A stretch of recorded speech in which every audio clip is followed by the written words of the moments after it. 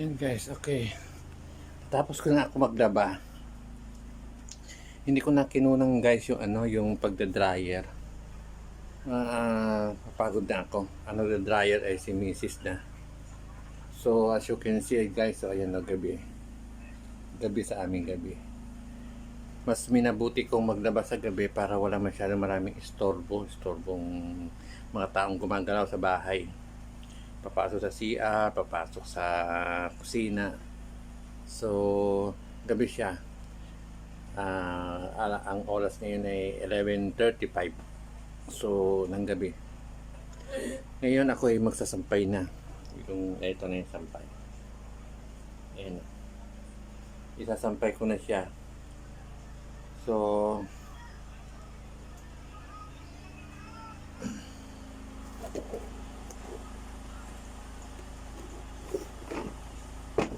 sobra pagod eh. Sakit sa katawan.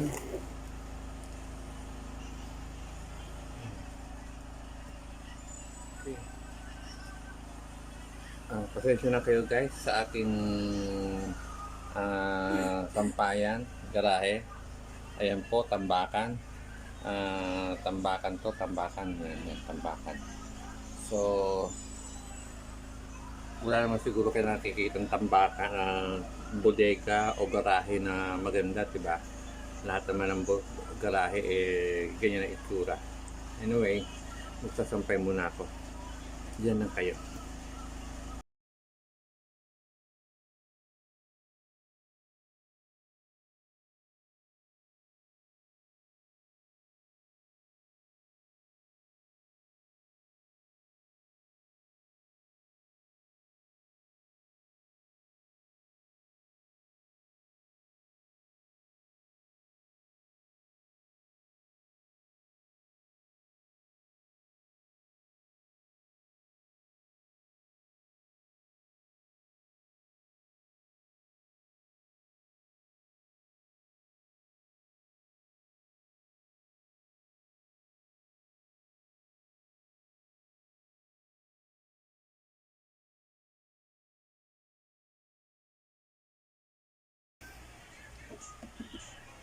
Ano ba yung sabihin ko?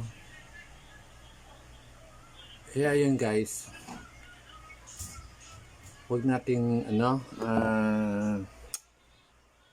huwag nating mamaliitin yung mga labandera. Sa totoo lang, napakahirap maglaba. Masakit sa likod, masakit sa binte, pag nakaupo ka, habang nagbabandaw ka, masakit sa binte. Hindi mo malaman habang tumatagal na kaupo, hindi mo malaman kung anong pwesto yung gagawin mo. So, huwag natin maliitin yung mga labandera kasi mahirap po talaga yung trabaho na ito. Yung paglalabada. Mainit. Masakit sa likod, masakit sa batok. Dito masakit, dito. Masakit sa braso pag nagbabandaw. Lalo na pag mabibigat yung babandawan, yung lalaban, pantalon, kumot, ganon. Hindi biro siya guys. So, ayan. Nagsisimula na ako magsampay.